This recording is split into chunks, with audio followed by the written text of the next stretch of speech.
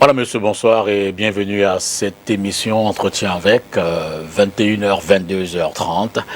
Vous le savez très certainement, c'est votre magazine aux enjeux politiques, économiques et bien d'autres qui analysent et décryptent l'actualité.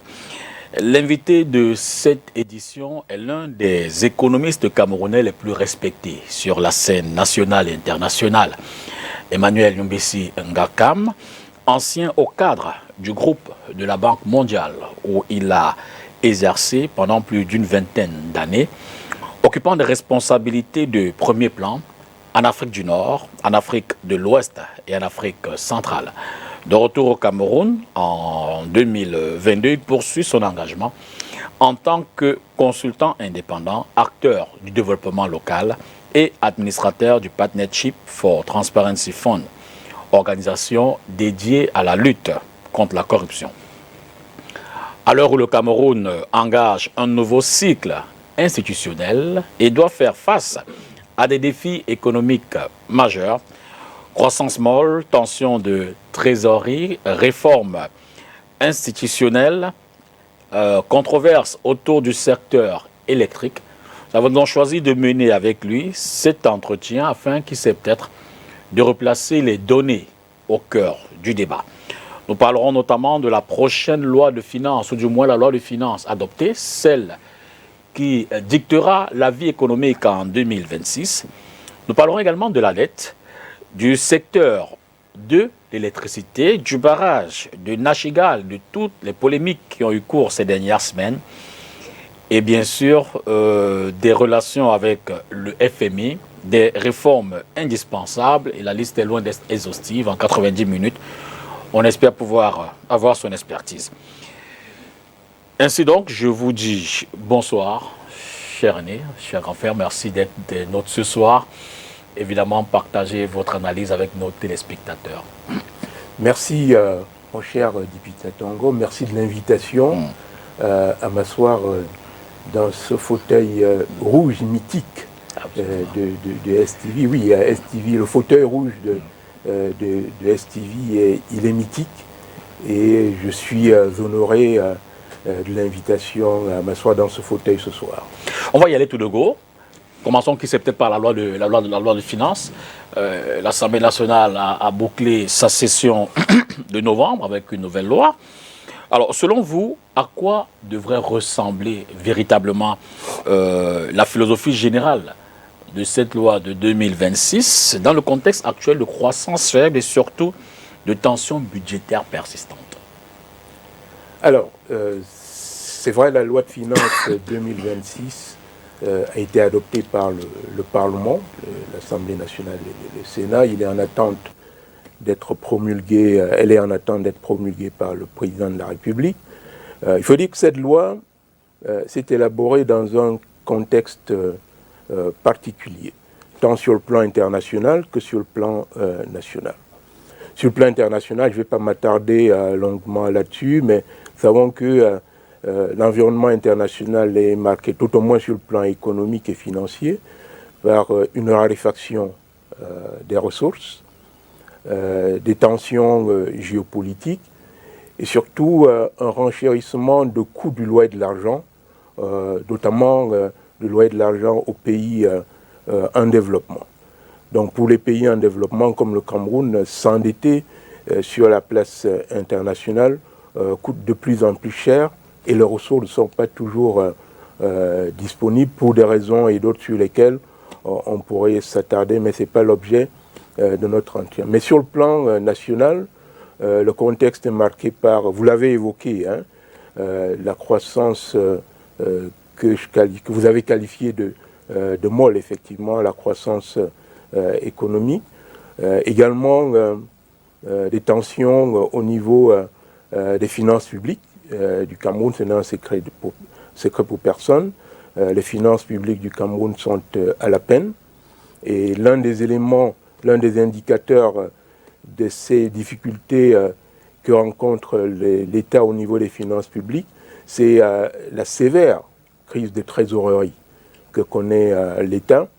Et l'un des indicateurs de cette sévère crise de trésorerie, c'est le recours systématique de manière hebdomadaire au marché public des titres de la sous-région.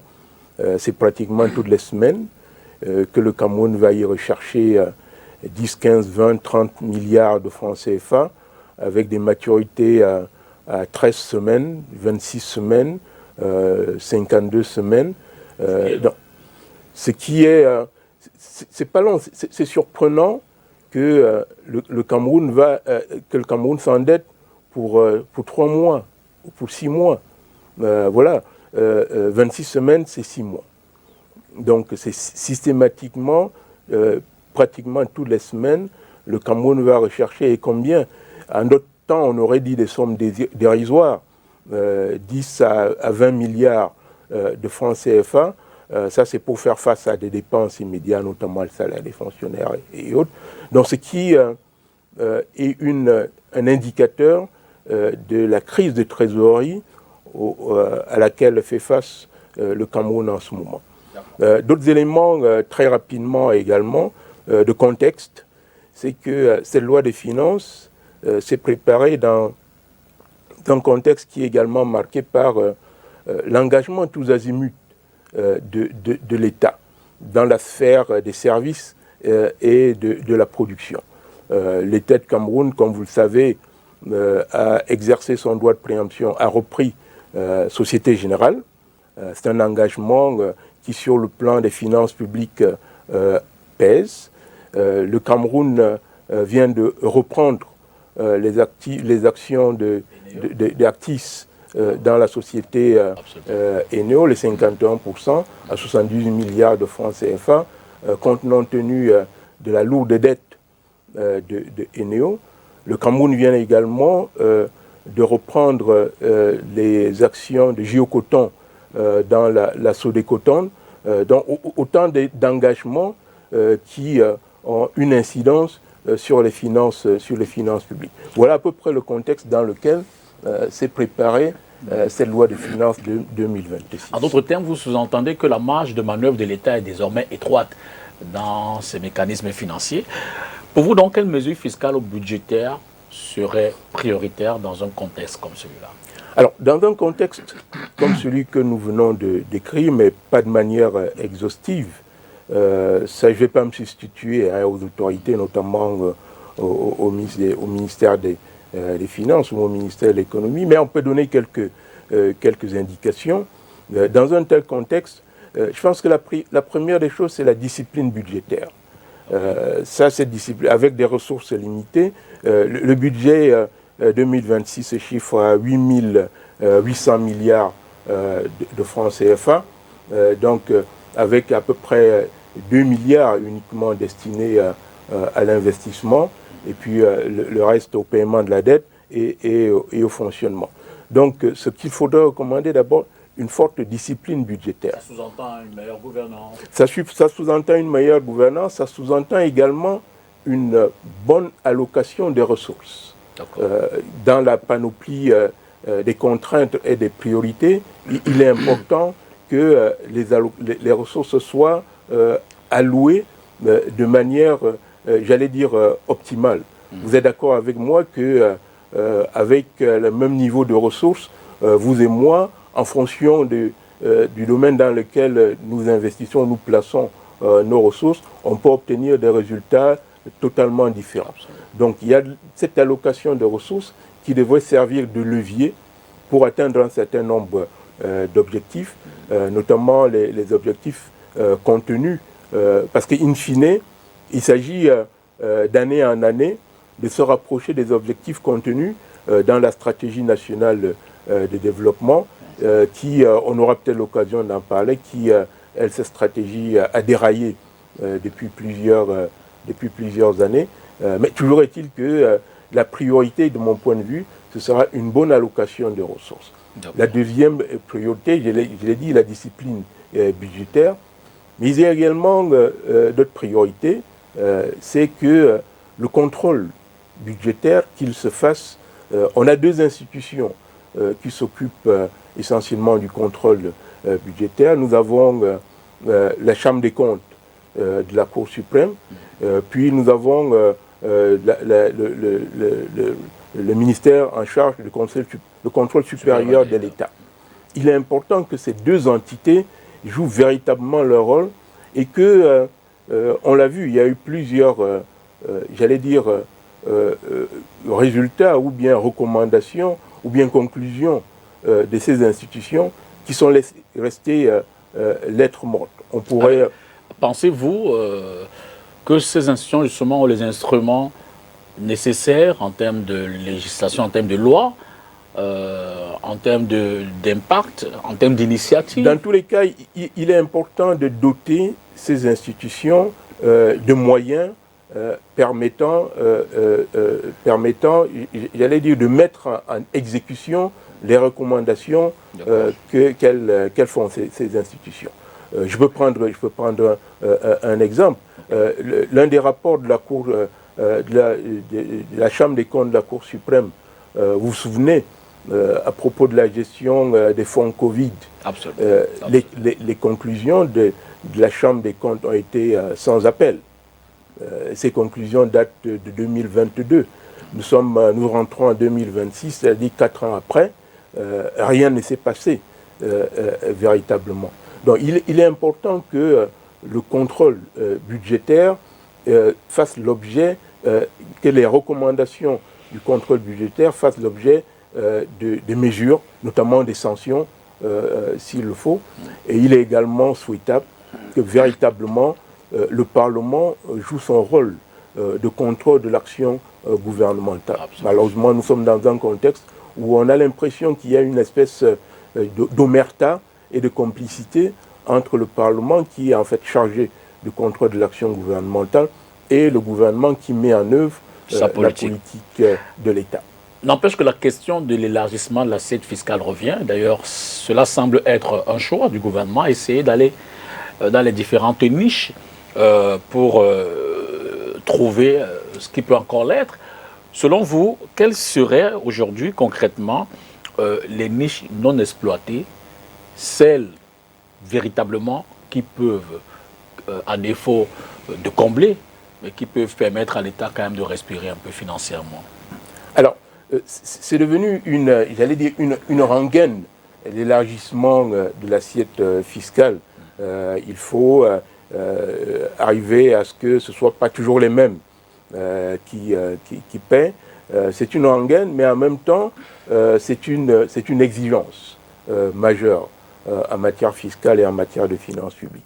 Et vous parlez des niches. L'une des niches dans le contexte camerounais, l'une des niches qui malheureusement n'est pas, pour des raisons et d'autres, n'est pas suffisamment explorée, c'est le foncier. L'impôt foncier, aujourd'hui, c'est une niche majeure et je ne suis pas sûr que tous les propriétaires, notamment sur le plan foncier, tous les hauts fonctionnaires, quand vous allez à Bonapriso ou bien à Bastos à Yaoundé, Bonapriso à Douala, faites une petite enquête, vous vous rendrez compte, vous verrez à qui appartiennent toutes ces villas cossues, qui pour certaines procurent des revenus, j'allais dire, substantiels à leurs propriétaires. Alors, ces revenus, malheureusement, ne sont pas, ou bien ne sont pas suffisamment taxés. C'est une niche fiscale, le foncier est une niche majeure. Alors, la qualité de la dépense, on en parlait à l'instant, la dépense publique reste un débat majeur. Oui. Quelles seraient, qui sait peut-être du haut de votre expertise, les quelques réformes clés pour plus d'efficacité budgétaire dès l'année 2026? Alors, les réformes, j'ai évoqué tout à l'heure l'importance du contrôle de l'action gouvernementale et l'optimisation de l'action de la Chambre des comptes et du contrôle supérieur de l'État. Mais au-delà de cela, on peut suggérer un certain nombre de réformes en matière de gestion des finances publiques, au-delà de, j'allais dire, une meilleure allocation des ressources. Et quand on parle d'allocation des ressources, cela renvoie à un autre sujet et nous aurons l'occasion d'en parler. Vous avez évoqué le sujet sur la dette, il est important que les ressources servent in fine à ce pourquoi elles ont été levées. Je vais prendre, pour illustrer, je vais prendre juste un exemple, Monsieur Tongo. Nous sommes à Douala.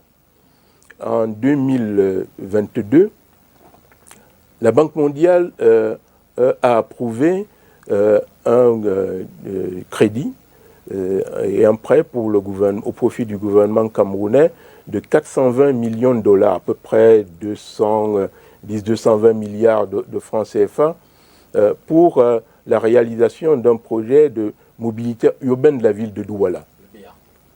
Et ce projet a deux grandes composantes. Elle a 4 composantes, mais les deux grandes composantes, la première, c'est le BRT, bus rapide transit. Il y a 28 km de BRT et 100 km de voirie de la ville de Douala. Ce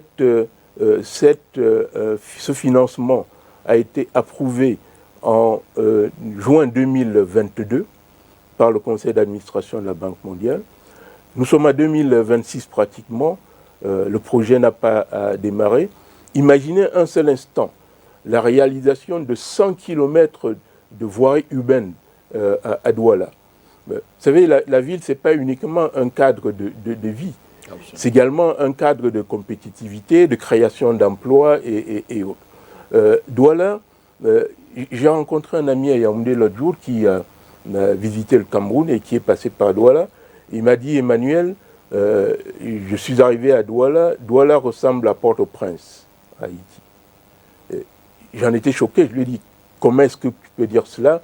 Il m'a dit, l'exagération, c'est une forme de style, mais Douala, véritablement, c'est une ville invivable. Douala, c'est un capharnaüm.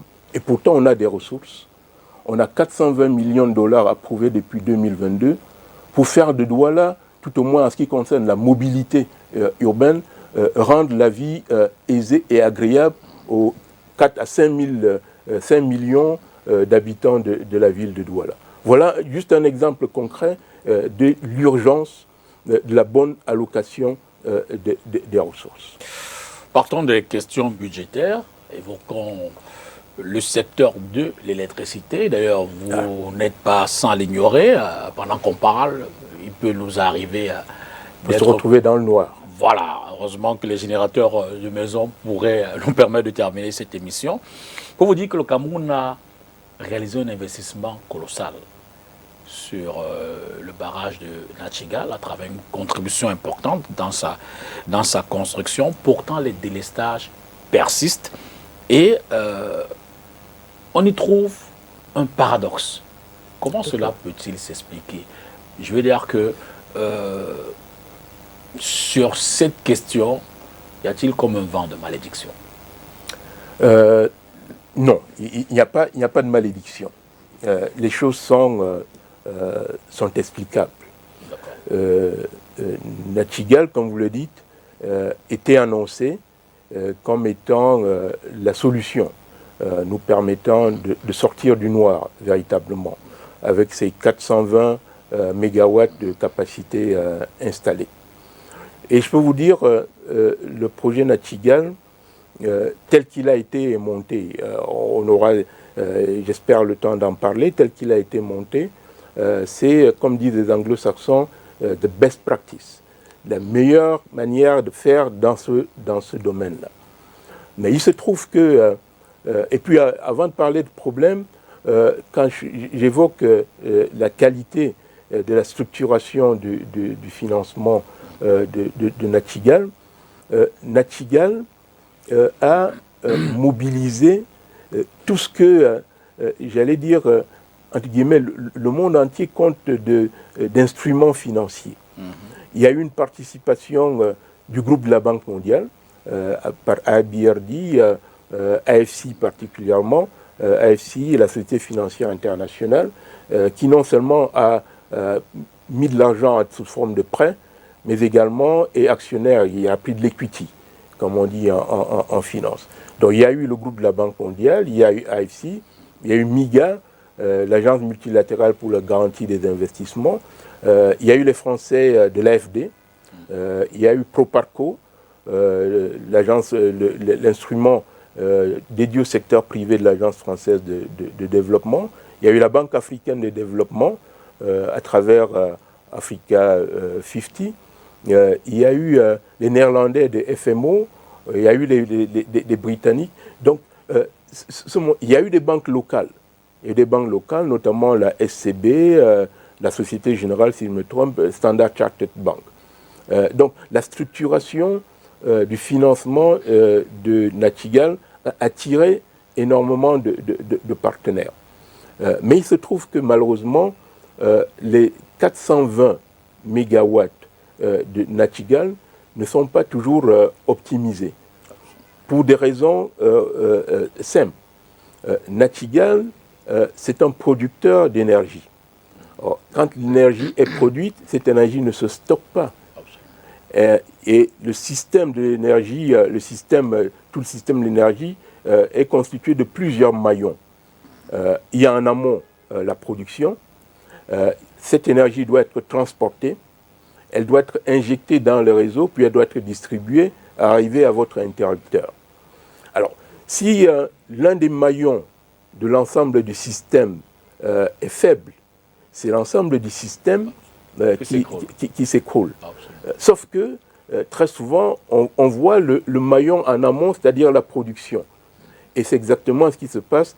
Nachtigal est un excellent projet, sauf que les autres maillons de la chaîne ont encore quelques difficultés à s'arrimer, notamment le maillon de transport, ce n'est un secret pour personne, le maillon de transport qui a été confié à la Société nationale de transport, la Sonatrel, parce qu'à la suite de la réforme du secteur de l'électricité au Cameroun, il y a eu la loi de 1998 et la loi de 2011. On a démantelé l'ensemble du système qui était tenu par un monopoleur. À l'époque, la Sonel puis AES faisait à la fois la production, le transport et la distribution. Le système a été démantelé. On a créé d'autres maillons, d'autres entités, notamment l'entité de transport qui a été confiée à une société nationale, l'entité de distribution qui est restée entre qui est de la responsabilité de Sonel, les entités de production, parce que en ce qui concerne la production, on a libéralisé le secteur de la production. On a aujourd'hui des producteurs indépendants, ce qu'on appelle des IPP, Independent Power Producers. Et Nachtigal est l'un des producteurs indépendants. Sauf que les ressources de Nachtigal, bien qu'injectées dans le système, ne sont pas transportées parce que le réseau de transport est encore défaillant. Voilà en quelques mots le problème auquel on est confronté. Et vous serez peut-être surpris si je vous disais qu'il arrive des jours où Nachtigal produit 200 mégawatts. Pas parce qu'elle n'est pas en capacité de produire ces 420 mégawatts, mais dans le système, il y a ce qu'on appelle le dispatcher.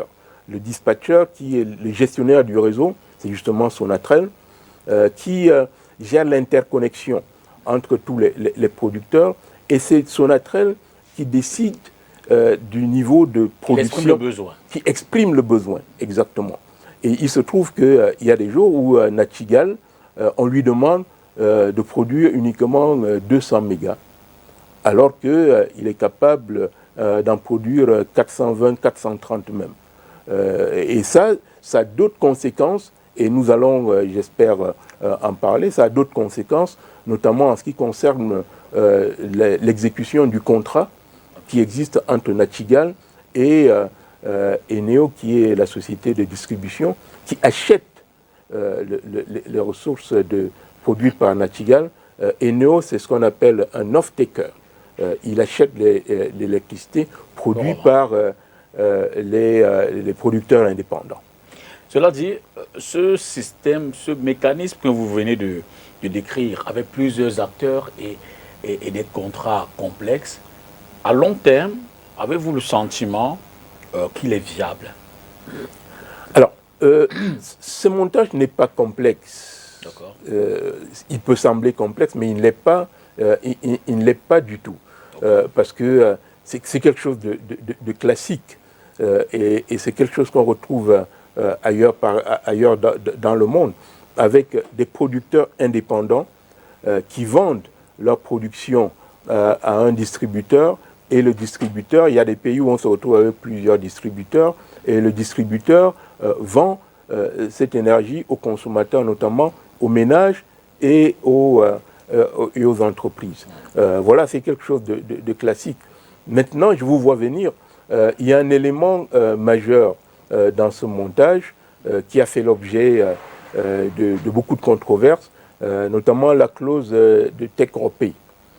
La clause de take-or-pay, c'est quoi? D'abord, c'est quelque chose de courant dans le secteur de l'énergie. Et puis, la clause take-or-pay en ce qui concerne Nachigall, c'est pas la première opération qui inclut ce genre de clause au Cameroun. À Kribi, je peux vous dire que le contrat de fourniture de gaz entre la SNH et Globelec, à KPDC Kribi Power Development Corporation, ce contrat inclut une clause de take-or-pay. C'est-à-dire SNH produit du gaz, il se met d'accord avec Globelec d'un volume de gaz à fournir. Que Globelec consomme cette quantité de gaz ou pas, il doit payer. Parce que le gaz, dès qu'il est produit, il ne se stocke pas, il doit être consommé. C'est exactement le cas en ce qui concerne Nachigall. Il y a un contrat entre Nachigall et l'off-taker, c'est-à-dire Eneo, un contrat qui porte sur 412 mégawatts. Donc, ce contrat doit être exécuté, c'est-à-dire que Eneo consomme les 412 mégas ou pas, Eneo est tenu à payer l'équivalent de ce qui est convenu dans le contrat. Aujourd'hui, on parle d'à peu près 10 milliards de francs CFA tous les mois. Donc voilà en ce qui concerne... En d'autres termes, Eneo doit s'en prendre qu'à lui-même. Eneo devrait s'en prendre qu'à lui-même, et au-delà de Eneo, vous savez, c'est un système. Eneo devrait s'en prendre à lui-même, mais en même temps, c'est tout le système qui doit se remettre en cause, parce que ce n'est pas de la responsabilité uniquement de Eneo. Eneo a la responsabilité de payer son fournisseur d'énergie, mais le transport d'énergie, ce maillon-là n'est pas de la compétence d'Eneo. Donc, la clause du take-or-pay a fait l'objet de beaucoup de controverses, et pourtant, M. Tongo, je peux vous dire que cette clause comporte énormément d'avantages. Je l'ai dit dans une tribune récemment, cette clause comporte énormément d'avantages pour l'ensemble des acteurs du système. Et si vous permettez, je peux en évoquer quelques-uns. Hein. J'allais vous reprendre par là. D'abord pour l'État du Cameroun, avoir un contrat en PPP. Partenariat public-privé. Partenariat public-privé avec un take-or-pay. Le partenariat public-privé permet à l'État de se désengager du secteur productif et d'utiliser les ressources limitées, nous parlions tout à l'heure du budget, d'utiliser des ressources limitées pour les allouer à des secteurs, notamment les secteurs sociaux, peu attractifs pour les investissements privés. C'est ce qu'on appelle une optimisation de l'utilisation des ressources publiques. Donc voilà un gros avantage déjà pour l'État du Cameroun. Vous avez des acteurs qui s'occupent de l'investissement dans le secteur productif, dont l'État se désengage et utilise ces ressources à des fins, notamment à des fins sociales. Pour Eneo, quel est l'avantage d'avoir un PPP avec un take-or-pay? Pour Eneo, il y a cet avantage que avec le take-or-pay et la garantie d'avoir des ressources permanentes, ressources énergétiques, 420 mégas, ça permet de négocier des tarifs bas. Et aujourd'hui, le tarif, le tarif de Nachigall, de l'électricité produite par Nachigall, c'est autour de 40 francs CFA, 40-50 francs CFA le kilowattheure. Ça, c'est un gros avantage pour le distributeur Eneo et in fine pour le consommateur, parce que si Eneo achète de l'électricité à bas prix chez le producteur indépendant, bien évidemment, vous et moi, en tant que consommateurs, nous en ressentirons les conséquences. Pour les financiers, j'ai évoqué tout à l'heure la panoplie des financiers qui se sont intéressés à l'opération Nachtigal. Pour les financiers, un PPP et un take-or pay, ça leur garantit une stabilité de revenus. Dès lors qu'il y a un take-or pay, ça voudrait dire qu'il y a une garantie de revenus, et pour les financiers, il y a très peu de risques de défaut de paiement. Voilà un avantage extraordinaire. Et puis bien évidemment, pour Nachtigal, pour NHPC, qui est l'opérateur du barrage de Nachtigal, c'est des revenus garantis. Donc elle peut se consacrer, cette entité peut se consacrer à la production, tout en sachant qu'il y a une garantie des revenus en ce qui concerne l'investissement qui a été réalisé. Donc c'est tout bénef pour tous les acteurs. N'empêche qu'au-delà, nous sommes quand même en présence d'un déséquilibre financier chronique dans ce secteur de l'électricité. Y a-t-il un risque systémique partant de ce déficit? Alors, parlant des risques, au-delà du déséquilibre financier du secteur, l'opération même, le contrat de fourniture d'électricité entre NHPC, qui est l'opérateur du barrage de Nachtigal, et Eneo, aujourd'hui l'État du Cameroun, ce contrat doit s'exécuter tel qu'il a été négocié. Et s'il ne s'exécute pas, et on le voit aujourd'hui avec des retards de paiement sur les 10 milliards mensuels, si ce contrat n'est pas exécuté, le risque est majeur pour le Cameroun. Il y a un risque réputationnel pour le Cameroun. Au regard des financiers qui s'y sont mis. Tout à fait, au regard des financiers qui s'y sont mis. Et quand vous regardez la plage des financiers qui sont mis, c'est les financiers, j'allais dire, les partenaires traditionnels du Cameroun, notamment la Banque mondiale, l'Agence française de développement, la Banque africaine de développement et autres. Donc c'est les partenaires traditionnels du Cameroun, puis bien évidemment les partenaires privés. Donc il y a ce risque-là que tous ces partenaires se détournent de la destination Cameroun. Le Cameroun aura perdu son attractivité. Mais il y a un autre risque qui est extrêmement important, c'est qu'il y a un plan de développement de l'ensemble du secteur. Après Nachtigal, il y a d'autres entités de production qui sont en cours de préparation. Vous êtes certainement au courant du barrage de Kikot, qui doit produire 500 mégawatts. Ça également, avec un certain nombre de partenaires qui sont déjà impliqués dans la réalisation de Nachtigal, notamment EDF, Électricité de France. Il y a d'autres barrages qui sont en cours de préparation, notamment le barrage, le projet Minkoma de 300 mégawatts, qui est piloté par un certain nombre d'opérateurs camerounais avec la participation d'opérateurs étrangers, notamment canadiens.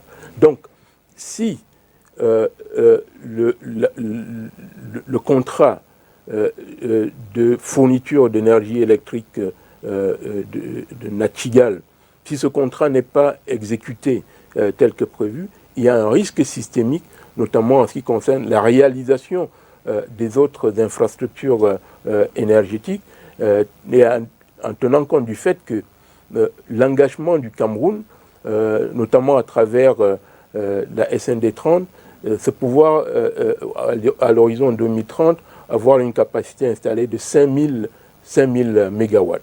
Aujourd'hui, on est autour de 2000, mais il y a encore du chemin à faire, et le Cameroun devrait absolument soigner son attractivité de manière à ce que les autres projets dans le pipe puissent se réaliser avec les mêmes acteurs ou bien d'autres acteurs qui considéreraient la réalisation de Nachtigal comme j'ai dit tout à l'heure, un best practice. Peut-être qu'il est bon quand même d'ajouter que ce qui cote, la Banque mondiale, exige quelques réformes pour appuyer ce financement-là.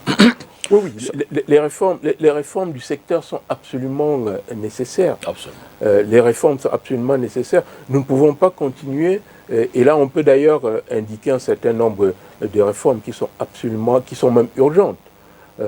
L'une des réformes urgentes aujourd'hui, c'est en ce qui concerne le maillon de transport.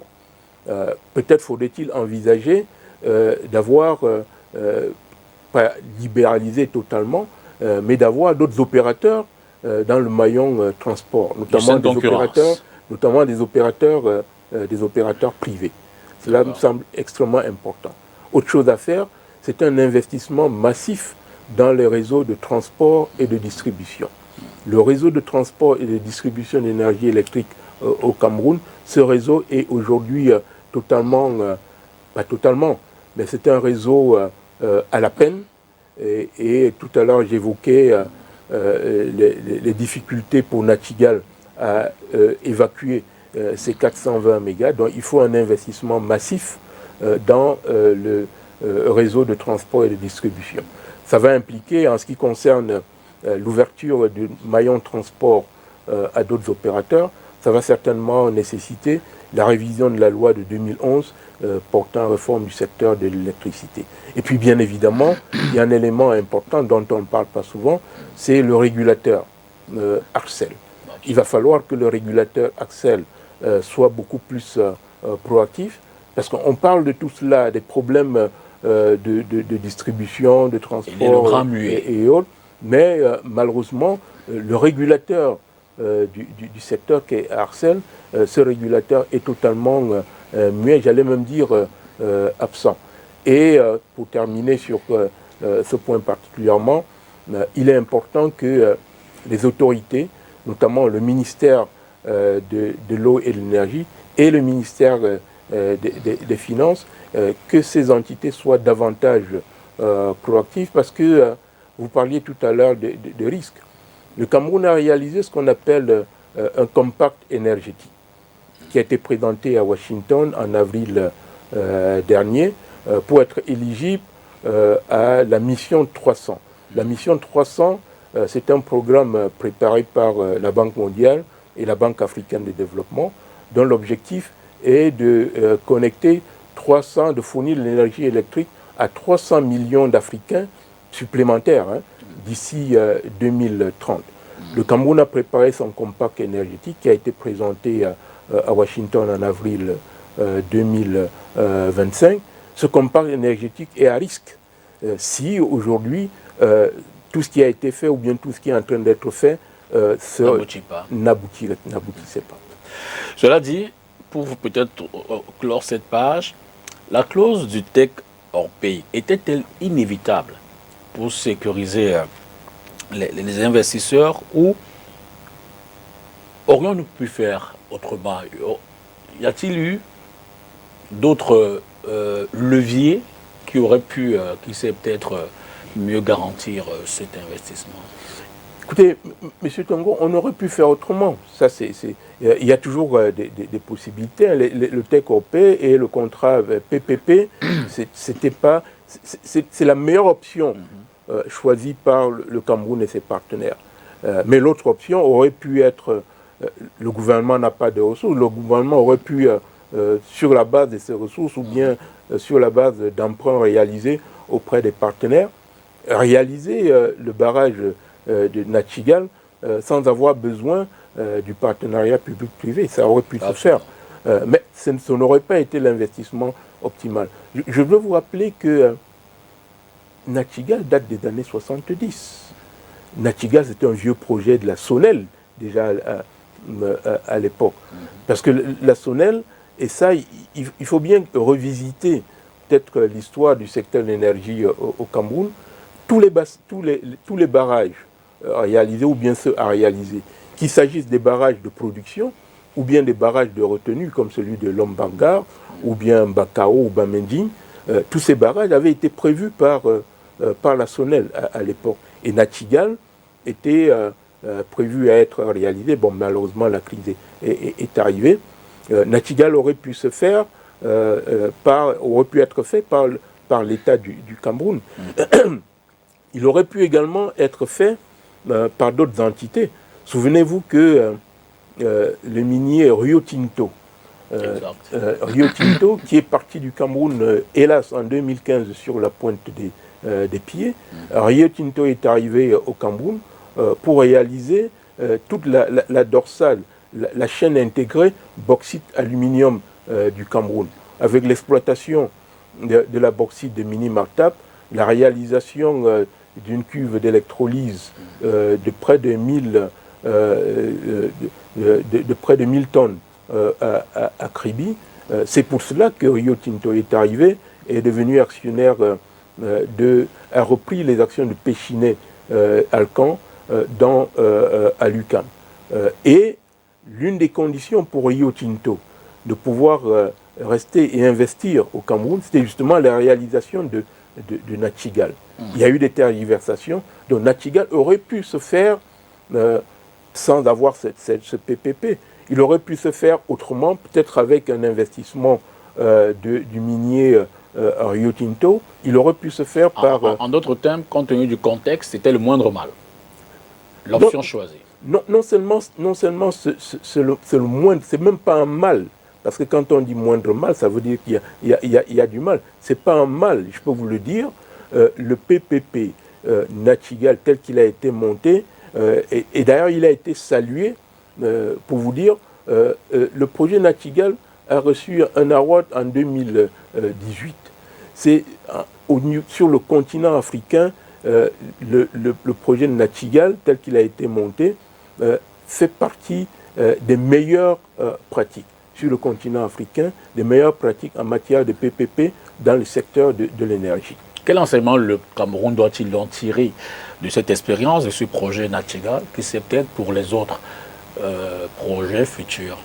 Alors, très bonne question, parce que malheureusement, on constate que dans nos pays, au Cameroun particulièrement, parfois on ne tire pas toujours des leçons d'un certain nombre de difficultés. Nachtigal, pour l'instant, n'est pas un échec, qu'on puisse en tirer de leçons, mais l'une des leçons à tirer de Nachtigal, c'est que les contrats en PPP doivent être bien ficelés, en tenant compte du fait que tous les maillons de la chaîne sont en place et pourraient concourir à l'aboutissement du projet. Parce que l'aboutissement, le résultat du projet, c'est quoi? C'est pas produire 400 ou 500 mégawatts comme anticipé sur TICOT. Produire 500 mégas, c'est pas ça l'objectif. L'objectif, c'est de combler le déficit énergétique du Cameroun. Avoir l'énergie pour les ménages et pour les entreprises. Et comme vous le savez, le déficit énergétique est l'un des facteurs limitants à la compétitivité de l'économie camerounaise. Et d'ailleurs, le dernier tableau de bord du GECAM qui a été publié la semaine dernière, dans le tableau de bord du GECAM, le groupement des entreprises du Cameroun, une enquête auprès des entreprises révèle que 87% des entreprises indiquent que le problème majeur, la plus grosse faiblesse de l'attractivité et de la compétitivité du secteur privé camerounais et la plus grosse faiblesse de l'environnement des affaires au Cameroun, c'est les perturbations et les déficits en matière énergétique. Donc voilà, il est important de tirer de leçons de ce qui se passe sur Nachtigal et s'assurer que tous les maillons de la chaîne, tous les maillons des systèmes sont en place de manière à ce que de la production jusqu'à votre interrupteur, il n'y ait pas de défaillance. Peut-on parler de délai pour satisfaire cette ambition? Ah oui, les délais, je pourrais vous dire que c'était hier. c'est urgent. C'est urgent. Quand je dis c'était hier, c'est une boutade. C'est urgent. Et c'est urgent en ce qui concerne les investissements dans les chaînes les plus faibles. Notamment, comme je l'ai indiqué tout à l'heure, le réseau de transport et le réseau de distribution. Il y a un élément important qu'on pourrait également évoquer. Non seulement il faut investir massivement pour mettre à niveau le réseau de transport et de distribution, il y a un élément important qui j'allais dire, gros comme le nez sur la figure, l'actualité. Le gouvernement camerounais vient de reprendre, vient de renationaliser Eneo tel que ça se dit, la renationalisation. Alors, qu'est-ce que l'État du Cameroun doit faire de Eneo? L'État du Cameroun va-t-il être producteur d'énergie? Ou bien il s'agit d'une étape transitoire devant permettre à la recherche d'un partenaire de référence qui va gérer le réseau de distribution de l'énergie électrique au Cameroun. Ça, c'est un sujet majeur. C'est un sujet, il est d'autant majeur et sensible que, personnellement, si j'avais un avis à donner, je dirais qu'il est urgent que le Cameroun s'ouvre sur la place internationale et recherche un partenaire de référence pour reprendre le maillon de distribution, pour reprendre Eneo. D'accord. Savons comment est-ce que les entreprises publiques sont gérées au Cameroun. Et j'ai bien peur que si on veut garder Eneo dans le giron des entreprises publiques, que le secteur de l'énergie électrique au Cameroun ne s'effondre. Encore faudrait-il que, si cette option est choisie, qu'on ne retombe pas dans les mêmes dérives, les mêmes tares que Actis, qui avait pris des actions à Sonel à l'époque. Oui, encore que, et ça fait partie de leçons, vous parliez de leçons tout à l'heure. L'une des leçons apprises, j'espère qu'elle ait appris cette leçon-là, d'où vient-il qu'on ait confié un secteur aussi névralgique à un fonds d'investissement? Actis, c'est un fonds d'investissement. Actis, ce n'est pas un énergéticien, c'est un fonds d'investissement. Or, les fonds d'investissement ont la particularité, et c'est connu, les fonds d'investissement font des placements à court et moyen terme, au bout de 5-10 ans maximum, réalisent une plus-value et se retirent. Les fonds d'investissement n'ont pas le profil pour faire des investissements longs, notamment dans les secteurs productifs, comme le secteur de l'énergie, qui nécessite des investissements longs et qui nécessite également de l'expertise. Parce que le métier d'énergéticien, c'est tout à fait une expertise. Donc j'espère bien que les leçons de l'investissement confié à Actis, que les leçons ont été tirées et que dans des secteurs aussi névralgiques que le secteur de l'énergie, on ne les confiera plus à des fonds d'investissement qui viennent faire des coûts et se retirent. Parlons de la dette publique. Ah. Vous inquiète-t-elle ces dettes? Vous savez, non, oui et non.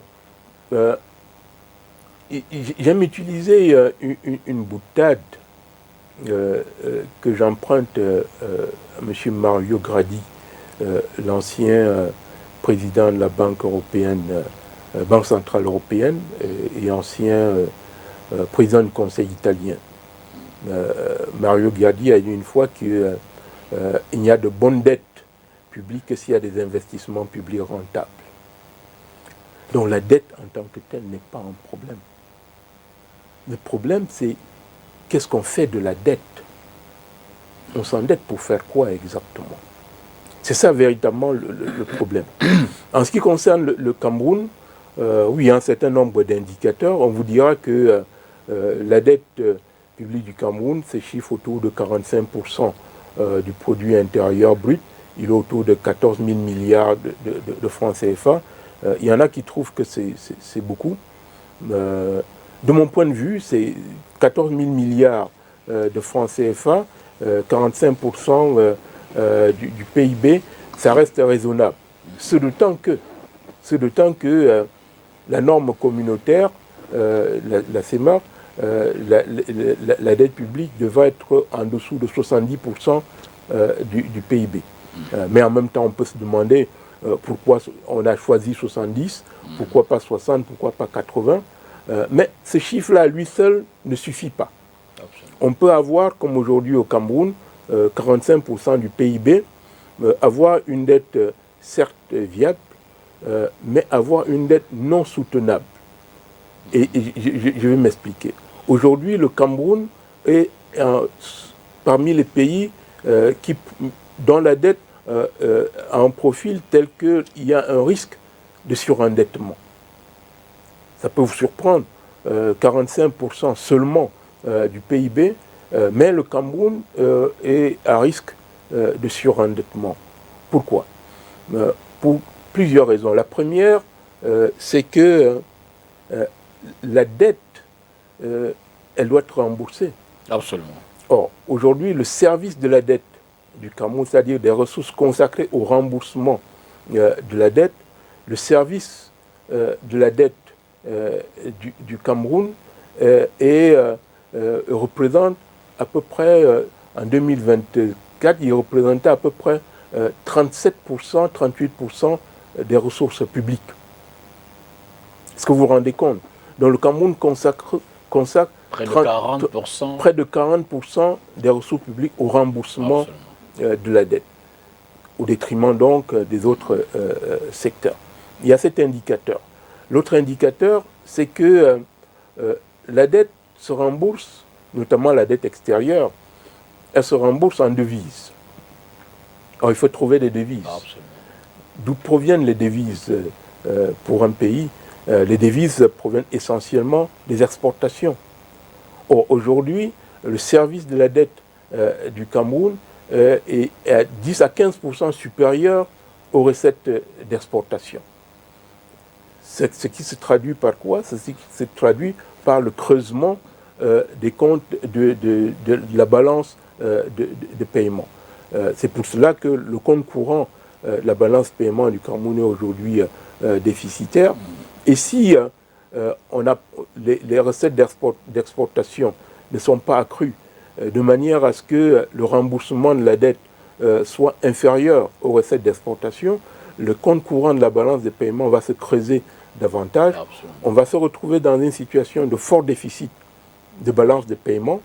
Si nous avons un fort déficit de balance de paiement, on arrivera à un moment où il va falloir faire des ajustements. Absolument. C'est ce qui nous est arrivé au milieu des années 80 avec les ajustements structurels. L'un des éléments déclencheurs des ajustements structurels au milieu des années 80, c'était le déficit de la balance de paiement qui, entre autres, aboutit à quoi? À ce, vous savez, en 1994, à la dévaluation du franc CFA. On a essayé des ajustements internes, notamment en réduisant la demande, le fameux A, l'absorption, qu'on a réduit. Mais ça a été insuffisant jusqu'en 1994, quand on a été obligé d'utiliser l'ajustement monétaire pour corriger un certain nombre d'insuffisances. Donc, il y a ce risque-là. La dette du Cameroun, ce n'est pas un fardeau en tant que tel, mais le Cameroun est un risque de surendettement pour un certain nombre de raisons, notamment celles que je viens d'évoquer, le montant élevé du service de la dette par rapport aux ressources publiques, le service élevé le montant élevé du service de la dette par rapport aux recettes d'exportation, un accroissement du service de la dette par rapport aux recettes d'exportation pourrait conduire à un creusement du déficit de la balance de paiement. Un engrenage qu'on ne souhaiterait pas, évidemment. Un engrenage qu'on ne souhaiterait pas, mais également un engrenage qu'on peut éviter. Bien évidemment qu'on peut éviter. On aura l'occasion d'en parler aujourd'hui en d'autres occasions. On peut éviter en faisant quoi? Quels sont les mécanismes qui permettent d'accroître les recettes d'exportation du Cameroun? Le problème de la compétitivité de l'économie camerounaise. On aura l'occasion d'en parler. En attendant, parlons des relations avec les institutions internationales financières. Vous êtes un ancien de la maison, donc vous les connaissez quasiment bien. Évoquons particulièrement la question du FMI, le Fonds monétaire international. Vous plaidez pour un nouveau programme. Je veux dire que pour certains, ce serait curieux. Tout le monde, on se dit, si on quitte le FMI, c'est ouf. Au moins, le dictat des financiers internationaux ne nous retombe pas dessus. Pourquoi est-il urgent, selon vous, de renouer avec cette institution? Alors, c'est vrai que j'ai fait une tribune que j'ai intitulée « L'urgence d'un programme avec le Fonds monétaire international », qui a fait l'objet de quelques colibés et autres. À raison, vous direz, ou à tort? Non, j'allais dire, à tort. D'accord. À tort, parce que cela relève pour certains d'abord de la méconnaissance des mécanismes de fonctionnement de cette institution-là. Et puis, hélas, il y a une espèce de réminiscence. Le passé des ajustements structurels ce passé n'était pas très glorieux, il faudrait le reconnaître. Les ajustements structurels qui avaient été menés par les institutions financières internationales, on peut le dire de façon froide, ont traumatisé nos économies. Absolument, absolument. Ça a été traumatisant. Les ajustements structurels, notamment le volet conduit par le Fonds monétaire international, ça a laissé des plaies, bien des cicatrices. Les plaies se sont refermées, mais les cicatrices sont restées. Donc, il y a ce passé traumatisant des ajustements structurels qui fait que dès qu'on parle du FMI, on voit les années 90, début des années 2000 avec les ajustements structurels. Mais il ne faut pas jeter l'eau du bain avec le bébé. Donc, le Fonds monétaire international, d'abord quand les gens disent qu'il faut quitter le Fonds monétaire international, non. Le Cameroun ne peut pas quitter le Fonds monétaire international. Ah bon? Le Cameroun est membre du Fonds monétaire international. En fait, c'est une façon imagée de dire, cessons de prendre moins les financements. Oui, non, cessons de prendre des financements. Je ne poserai pas le problème de cette manière. S'il s'agit uniquement des financements, les financements du Fonds monétaire international, n'importe quel pays souhaiterait avoir ces financements. Parce que c'est des financements, c'est essentiellement des appuis budgétaires. Comme disent les anglo-saxons, c'est cheap money. C'est de l'argent pratiquement cadeau, c'est moins cher. C'est des financements concessionnels dont les taux d'intérêt sont pratiquement nuls. Ça m'amène donc à évoquer les avantages d'un programme avec le Fonds monétaire international tel que je l'ai plaidé et je continue de plaider. Il y a d'abord les ressources qui viennent avec un programme avec le Fonds monétaire international. C'est des ressources dans un contexte où les finances publiques camerounaises sont à la peine, dans un contexte de crise sévère de trésorerie, dans un contexte de croissance que vous avez qualifié de molle, dans un environnement où l'État, les maigres de ressources de l'État ne lui permettent pas de faire face à ces engagements, où on a un déficit budgétaire, parce qu'aujourd'hui, le Cameroun traîne un déficit budgétaire qui est couplé au déficit du compte courant, les fameux déficits jumeaux qui constituent un risque systémique pour le Cameroun. Avoir des ressources concessionnelles du Fonds monétaire international, c'est pain béni. Ça, c'est le premier avantage. Des ressources moins chères. Le Cameroun ne trouvera pas les mêmes ressources. On est allé s'endetter auprès de Standard Chartered Bank pour financer la deuxième tranche de l'autoroute Yaoundé-Simalène-Yaoundé auprès d'une banque privée. C'est un autre débat, on ne va pas s'attarder là-dessus. Donc, Le Fonds monétaire, c'est des ressources à bon prix. Le second avantage d'un programme avec le Fonds monétaire international, ça va peut-être vous surprendre, M. Tongo, mais ce sont les réformes. Malheureusement, il faudrait le dire, nous n'avons pas, j'allais dire, le Cameroun, comme certains pays, de nombreux pays africains, n'ont pas cette, j'allais dire, cette volonté-là de mener les réformes nécessaires à l'amélioration de l'environnement économique. D'où vient-il qu'on soit obligé d'attendre le Fonds monétaire international pour nous enjoindre, par exemple, et ça c'est contenu dans les documents du dernier programme qui s'est achevé en juin 2025, l'un des repères structurels de ce programme, c'était l'adoption du décret d'application du code minier, de la loi portant code minier de 2016. Donc, nous avons un code minier que nous avons adopté en 2016, soit en 2025. 9 ans plus tard. On n'a toujours pas de décret d'application. Alors, il va falloir, c'est le Fonds monétaire international qui nous dit, écoutez, messieurs, adoptez le décret d'application de votre propre loi de 2016.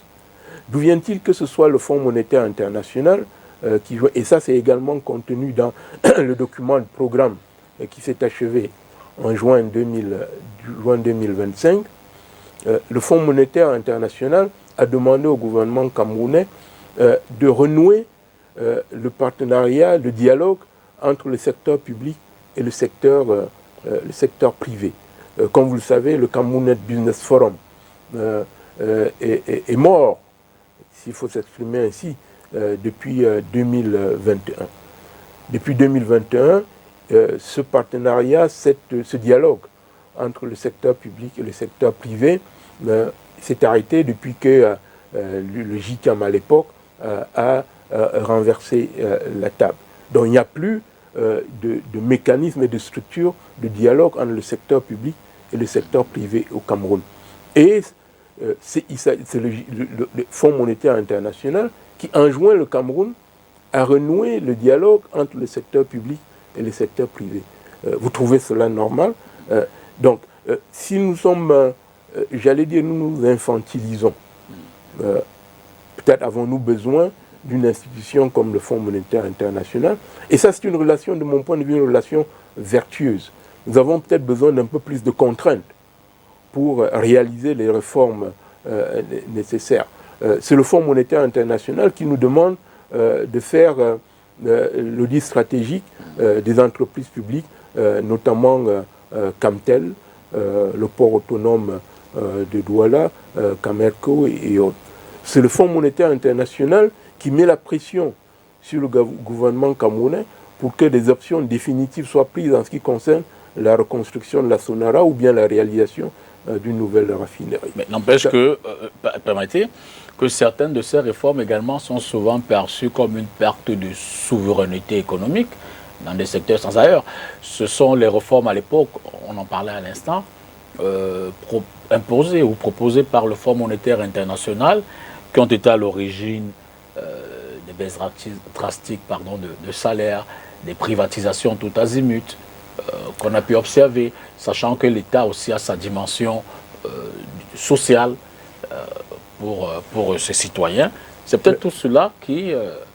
Tout à l'heure, j'ai parlé des réminiscences, de la mémoire des ajustements structurels qui, à certains égards, ces ajustements étaient à certains égards un peu brutaux. Mais nous n'allons pas revenir là-dessus parce qu'on peut en débattre, les questions de privatisation, les questions de réduction du train de vie de l'État. Et je vous indiquais tout à l'heure, si des réformes, j'allais dire hardies, ne sont pas mises en œuvre et si le compte courant de la balance de paiement continue de se creuser, on risque d'arriver encore à des ajustements. Et cette fois-là, j'espère qu'on aura tiré de leçons des ajustements des années 90 et que nous aurons une parfaite maîtrise de ces ajustements-là et des réformes. Et c'est ça le problème dont je parle. Il y a un déficit d'internalisation des réformes. Et dès lors que nous sommes dans l'incapacité, pour des raisons que ce soit politiques ou bien pour, je ne sais pas si c'est de l'incompétence, mais je ne pense pas, pour des raisons et d'autres, nous n'avons pas le courage et la hardiesse de prendre parfois dans des situations difficiles, de prendre des mesures fortes et difficiles, parfois même impopulaires. Nous n'avons pas cette volonté et cette capacité-là. Alors le Fonds monétaire international nous enjoint. Ce n'est pas une perte de souveraineté d'avoir recours au Fonds monétaire international. Mais on peut utiliser le Fonds monétaire international de manière stratégique pour arriver à des résultats. Vous savez, hein, le Cameroun n'est pas le seul pays. J'évoque souvent le Ghana. Le Ghana a un programme avec le Fonds monétaire international. Ils ont négocié un programme avec un financement de 3,5 milliards de dollars. Okay? C'est loin des 900 millions de dollars que nous avons eu avec le Fonds monétaire international dans le programme qui s'est achevé en juin dernier. La Côte d'Ivoire a un programme avec le Fonds monétaire international, un financement de 2,5 milliards de dollars. Le programme du Sénégal qui s'est arrêté, mais qui va reprendre, je l'espère, c'était près de 1,8 milliard de dollars. Donc, voilà.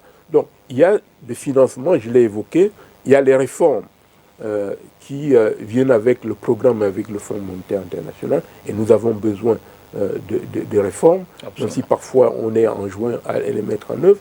Il y a un troisième avantage d'avoir un programme avec le Fonds monétaire international. Vous savez, le Fonds monétaire international, ce n'est pas uniquement des ressources et des réformes. C'est aussi l'expertise. C'est l'expertise.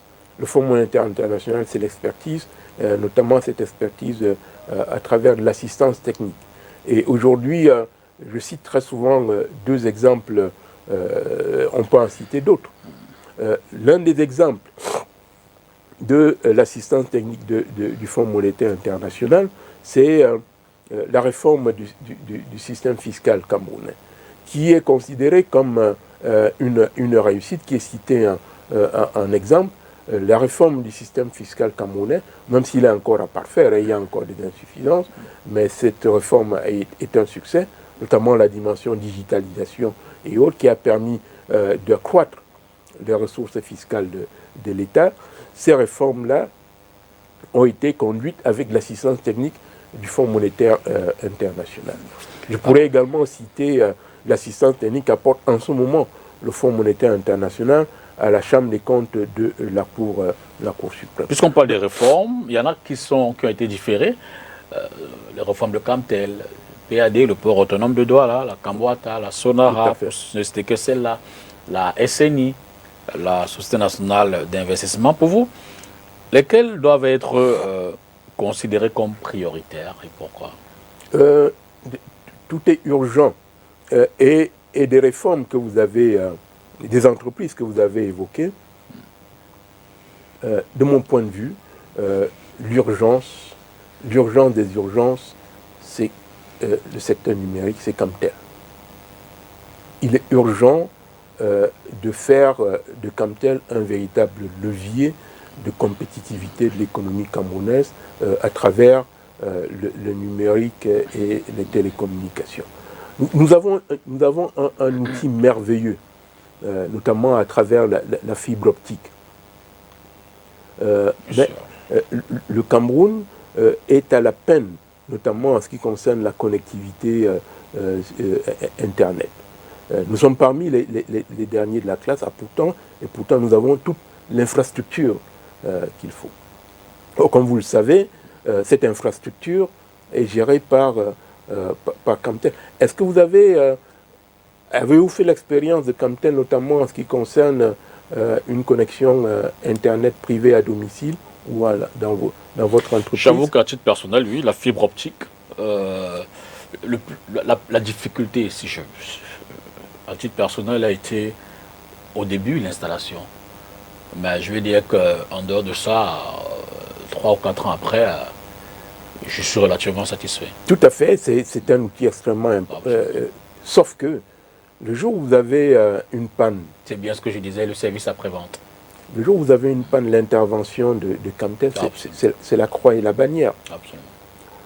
Donc c'est la qualité du service. Aujourd'hui, on a l'impression que l'outil Camtel est aujourd'hui totalement dépassé, notamment en ce qui concerne la fourniture de ce service digital non seulement aux populations, mais également Mais n'empêche qu'à ce niveau, ils ont quand même des réformes aussi qui sont... Donc, vous avez évoqué les réformes, les entreprises pour lesquelles les réformes sont urgentes. J'ai évoqué Camtel parce que les télécoms et les numériques font partie des outils des vecteurs de compétitivité de l'économie à travers le monde. Vous prenez du retard dans le secteur du numérique avec toutes les mutations que l'on connaît dans le monde aujourd'hui, avec l'intelligence artificielle et autres, vous serez largué si vous prenez du retard dans ce domaine-là. Donc, j'ai évoqué Camtel. L'autre entreprise pour laquelle la réforme est urgente, on a commencé une réforme, mais elle s'est arrêtée. Et j'avais d'ailleurs, dans une tribune, il y a 2 ans, plaidé pour une réforme urgente de la Société nationale d'investissement, la SNI, qui avait été très très bien pensée. Et d'ailleurs, je dis souvent que la SNI, c'était un très grand dessein, malheureusement un grand dessein manqué. Pourquoi? Parce que quand vous lisez la loi de 63, qui crée la SNI, avec tous les textes subséquents, notamment le décret de 85, la SNI avait été conçue pour être véritablement le catalyseur de l'industrialisation du Cameroun. À l'époque, les pères fondateurs étaient conscients de ce qu'il n'existait pas un secteur privé national. Donc les ressources de l'État avaient été investies dans un certain nombre de secteurs, avec la création d'un certain nombre d'entreprises. On reproche à l'État de s'être, j'allais dire, engagé de manière tous azimuts dans tous les secteurs sans beaucoup de discernement. Mais c'était sans compter avec l'environnement international mouvant. Mais il y a un élément pour lequel on a malheureusement loupé le coach, c'est que les textes fondateurs de la SNI prévoyaient que ces entreprises créées avec les ressources publiques devraient être transférées, et d'ailleurs le décret de 85 est beaucoup plus explicite, transférées au bout de 7 ans. Donc normalement la SNI ne devrait pas garder dans son portefeuille une entreprise plus de 7 ans. Ces entreprises devaient être retrocédées au secteur privé. D'ailleurs, le texte le dit très bien, retrocédées en priorité au secteur privé national. Donc, la SNI comportait déjà un mécanisme de privatisation.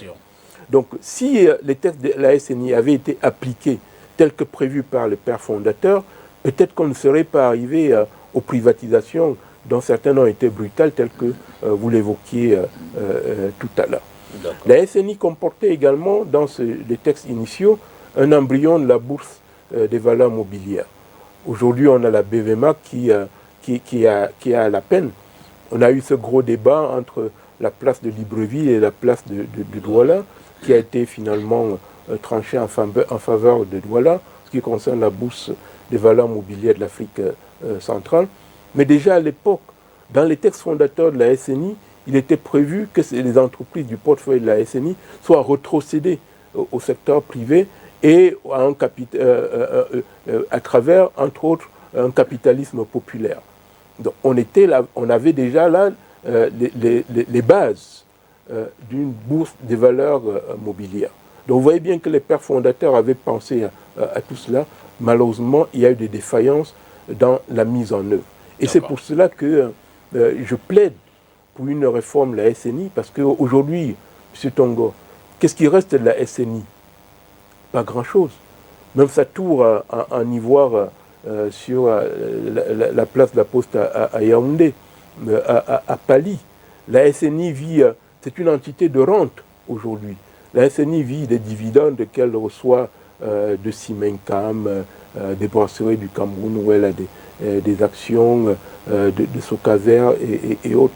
Mais il n'existe plus aujourd'hui, dans le portefeuille de la SNI, une entreprise digne de ce nom. Elle est devenue une entreprise rentière, et j'avais suggéré il y a 2 ans que que le Cameroun s'inspire de l'exemple du Maroc, qui a créé également et qui a sa Société nationale d'investissement, qui est en fait un mécanisme de financement, un fonds d'investissement. La SNI du Maroc est un fonds d'investissement, c'est le bras séculier du royaume marocain pour l'investissement et la diversification de l'économie marocaine. Pour vous donner juste une indication, la banque Atiwari Warfa, qui a repris la SCB, Atiwari Warfa est détenue à près de 30% par la SNI du Maroc. Donc, juste pour vous donner un exemple.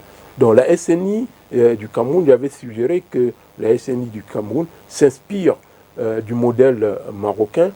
On a démarré une réforme en 2024, ça a été annoncé, mais jusqu'aujourd'hui, la seule chose qui a été faite dans l'application de cette réforme, c'est la nomination d'un président du conseil d'administration, et depuis lors, plus rien. Le Cameroun a-t-il un problème de volonté politique, de capacité technique, ou des deux à la fois pour mener ces réformes? Ce serait présomptueux de ma part de vouloir juger la capacité technique de l'État de Cameroun, et encore que les compétences, ce n'est pas ça qui manque au Cameroun. Les Camerounais sont extrêmement compétents. Il faudrait peut-être rechercher les raisons de la léthargie. C'est le président de la République qui parlait d'inertie. Ça vient de l'autorité la plus haut placée de l'État. C'est le président qui, à plusieurs reprises d'ailleurs, a parlé d'inertie. Cette inertie-là peut également se traduire par un manque de volonté,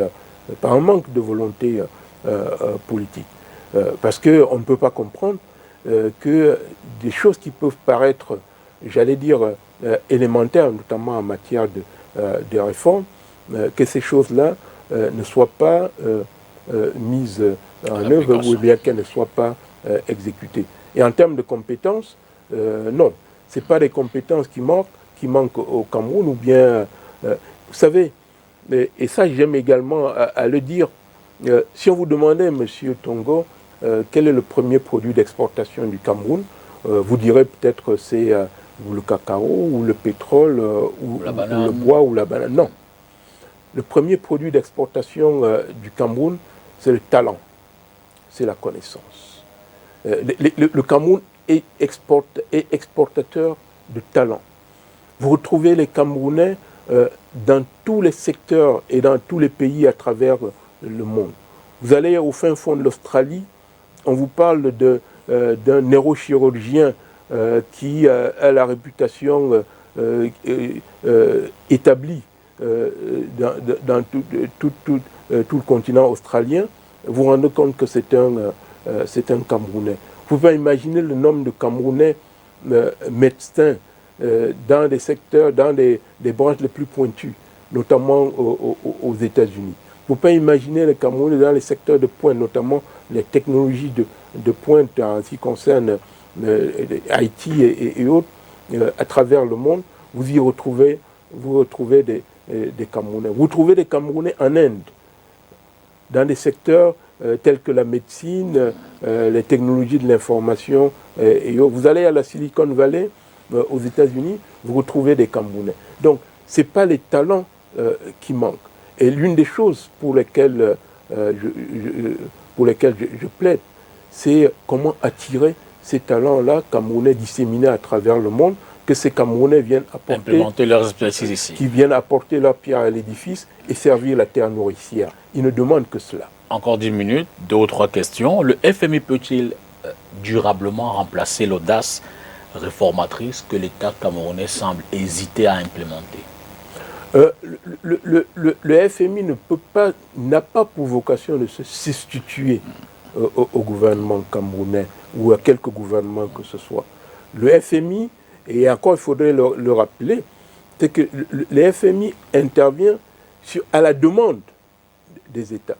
Le FMI ne vient pas comme ça s'imposer un matin, il frappe à votre porte, il entre et commence à vous dire comment est-ce que vous allez ranger votre cuisine, votre salle à manger. Non.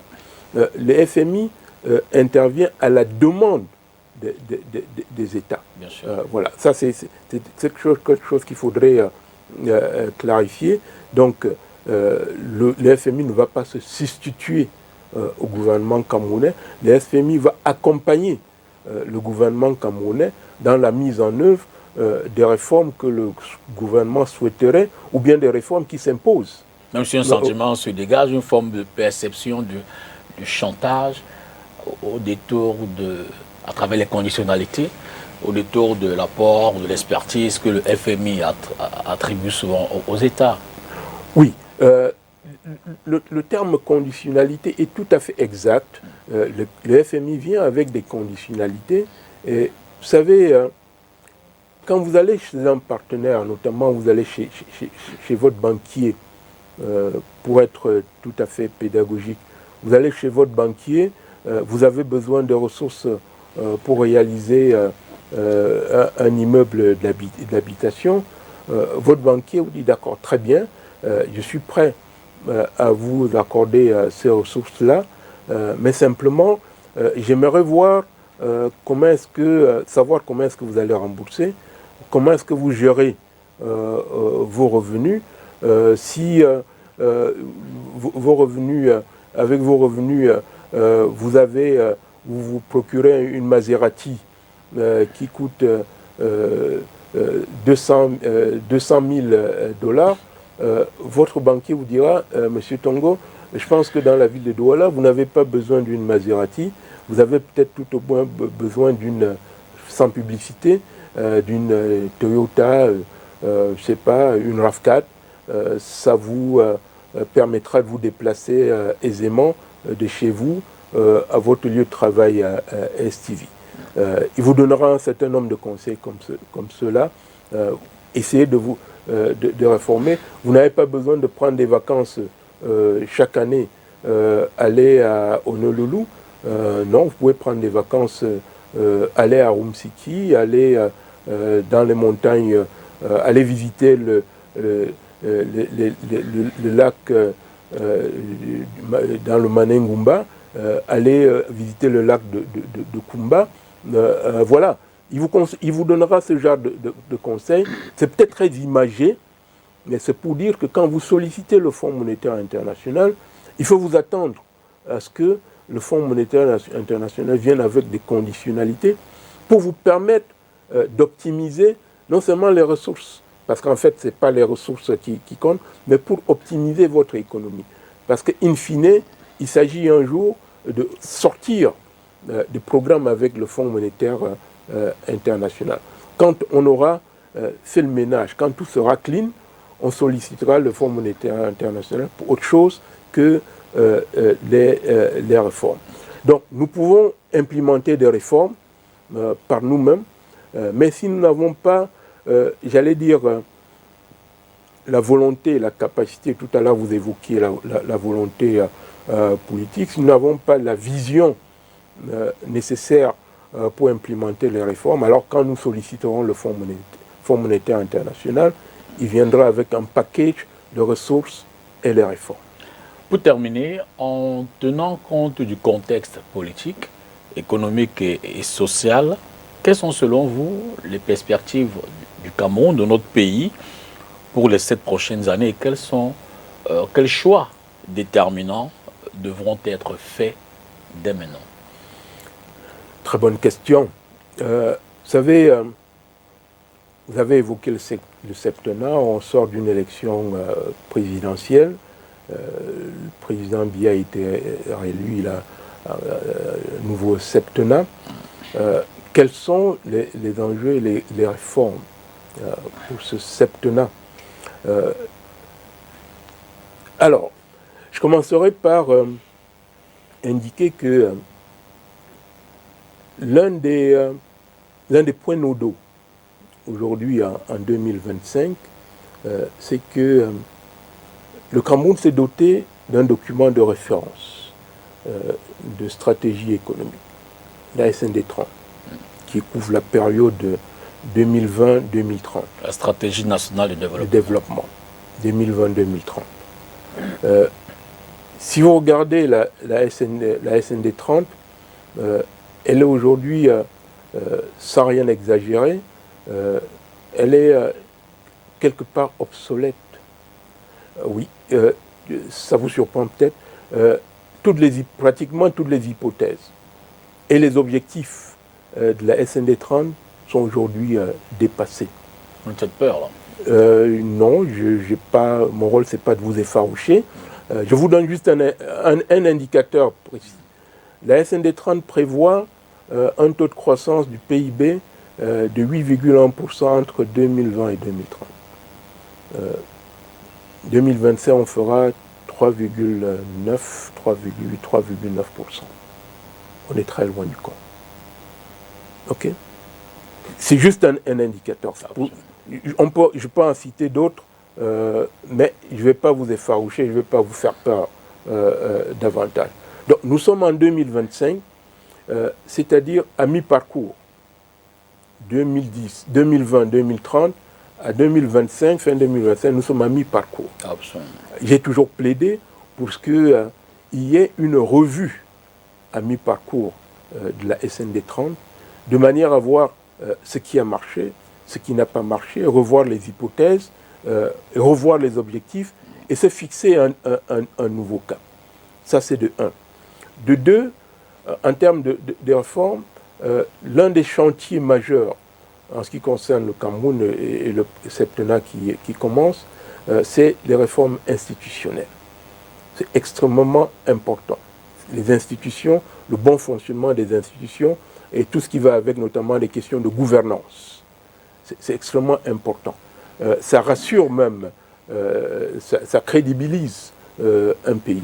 Juste pour vous donner un élément, juste une indication, vous savez, quand on parle d'institutions, nous sortons d'une élection qui a eu lieu le 12 octobre 2025.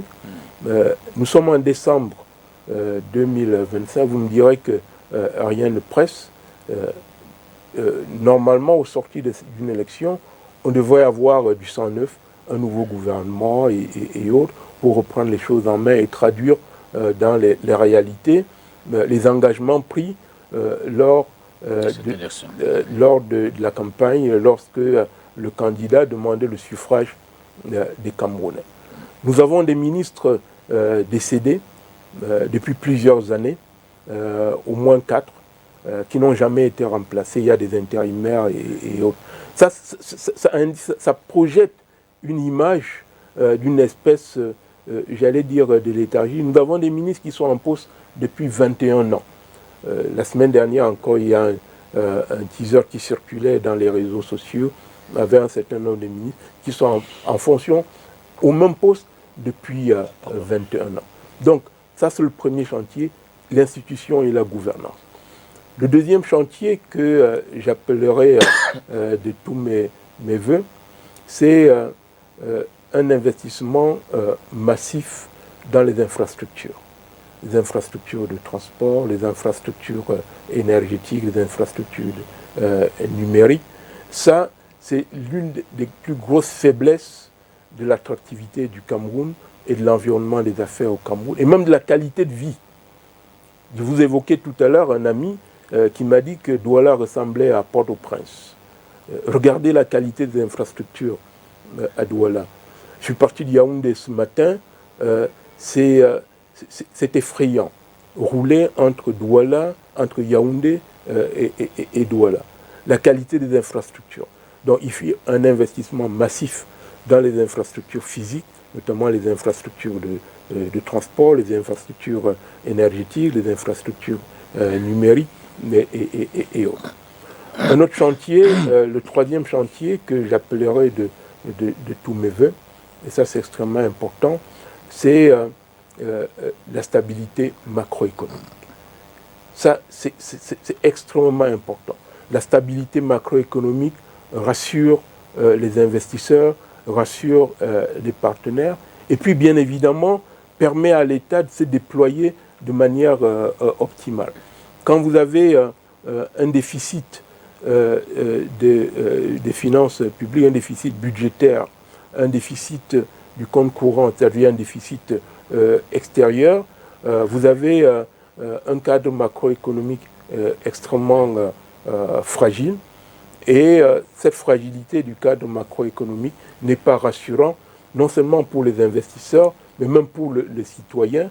Ce cadre macroéconomique fragilisé n'est pas rassurant. Et l'État, les ressources de l'État sont limitées de manière à permettre à l'État d'investir dans les secteurs les plus porteurs, notamment les secteurs sociaux, le développement du capital humain, éducation et santé. Emmanuel Nombe-Singaka, merci pour cet échange, je failli dire éclairé, dense, sur l'économie nationale.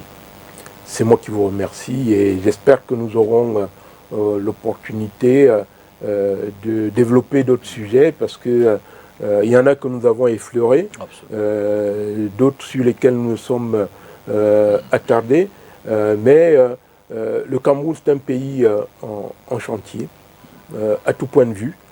Quand je dis en chantier, ce n'est pas un chantier physique, je veux dire qu'il faut le penser, il faut le construire, et chacun de nous devrait apporter sa pierre à l'édifice.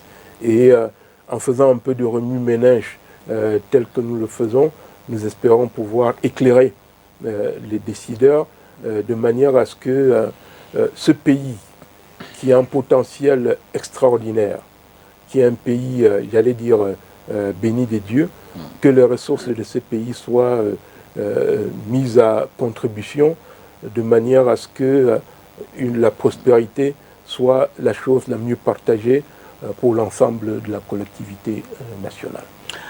Notre invité de ce soir, Emmanuel Nombe-Singaka, est un analyste économique, ancien de la Banque mondiale, évidemment. Avec lui, nous avons essayé de revisiter les différents aspects de la vie économique en jetant les perspectives pour les 7 prochaines années.